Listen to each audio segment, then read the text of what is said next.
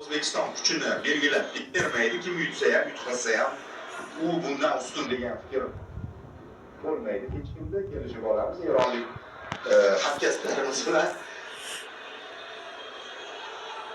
va birinchi bo'lib Eron zarbani ijro etdi. Shuning uchun hech kim o'ta konsentratsiya bilan kelayotgani yo'q. Eronliklar ham kulishyapti, biznikilar ham normal kayfiyatda. To'g'ri, endi shuncha o'ynab yutgisi keladi futbolchilar baribir. Referi ham ancha pozitiv ekan. Abduvohidning ham yuzida tabassum, endi baribir darvozabonga ko'p narsa bog'liq. Xo'p, omad, Abduvohid omad, jamoa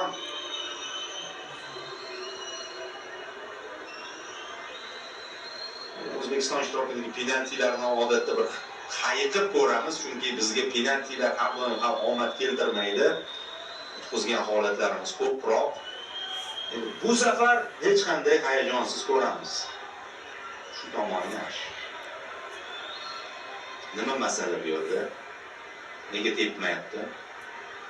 Nimani kutyapmiz?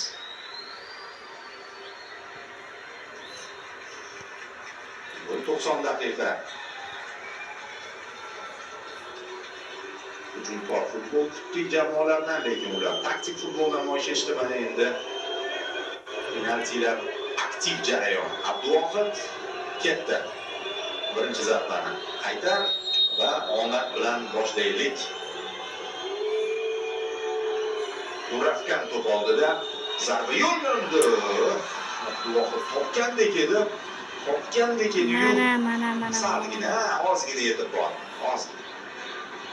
Kuchli ketdi hamda Nuravkan. Shunday qaytardi. Zarba ekan ozgina.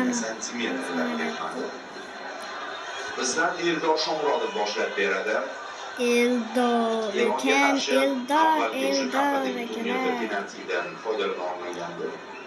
Lekin undan keyin Eldorni ko'rsam, mana Turkiya chempionat to'purariga aylandi. Hozir zo'r formada.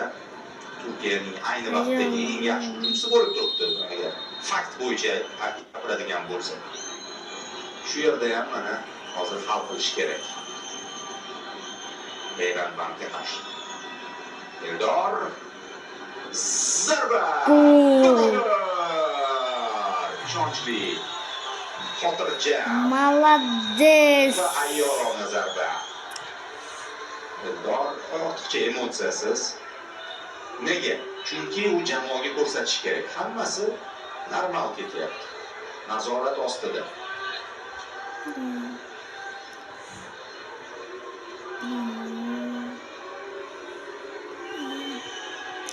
Barobar. Navbati. Qaytarsang zo'r bo'lsa bo'lar. Albatta o'ynaydi.